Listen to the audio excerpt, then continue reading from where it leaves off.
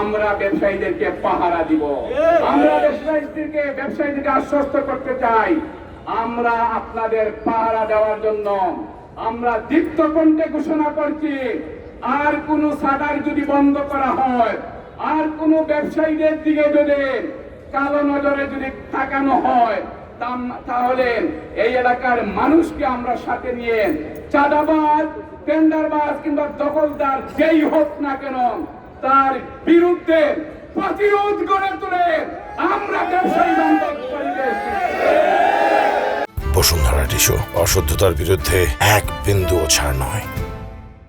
সম্মানিত প্রিয় ভাই এবং বন্ধুগণ, আবু সাঈদ মুক্ত শেষ হয়নি যুদ্ধ। আজকে আমাদেরকে মনে রাখতে হবে, আমাদের যুদ্ধ এখনো পর্যন্ত শেষ হয় নাই। এখনো পর্যন্ত ঢাকা শহরের অলিগলি কোন ব্যবসায়ীরা নিরাপদ না। গুটি কয়েকদিন তারা নিরাপদ থাকলেও এখন তাদের অনিশ্চয়তা, এখন তাদের ব্যবসায়িক বিভিন্ন হয়রানি বৃদ্ধি পেয়েছে। আমরা সরকারকে বলতে চাই, কারা তাদের পরিচয় গতকাল মিডিয়ার মাধ্যমে আপনারা ইতিমধ্যে অবহিত হয়েছেন। তাদের অনেকের পরিচয় কোন কোন দলের সাথে সম্পৃক্ত।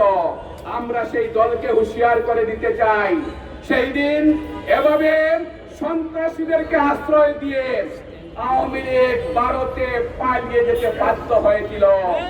আপনারা যদি আশ্রয় প্রশ্রয় দিয়ে এভাবে সন্ত্রাসীদেরকে যদি আপনারা বড় করেন, তাহলে অন্যরা তো ভারতে গিয়েছে, আপনারা কোথায় যাবেন সেই চিন্তাও সাথে সাথে আপনাদেরকে করতে হবে। সাথী এবং বন্ধুগণ, প্রিয় দেশবাসী, আমরা ঐক্যবদ্ধ প্রচেষ্টার মাধ্যমে অত্র এলাকায় ব্যবসায়ীদের ব্যবসার সুষ্ঠু পরিবেশ সুনিশ্চিত করার জন্য আমরা ঐক্যবদ্ধ থেকে ব্যবসায়ীদের পাশে দাঁড়াবো ইনশাআল্লাহ।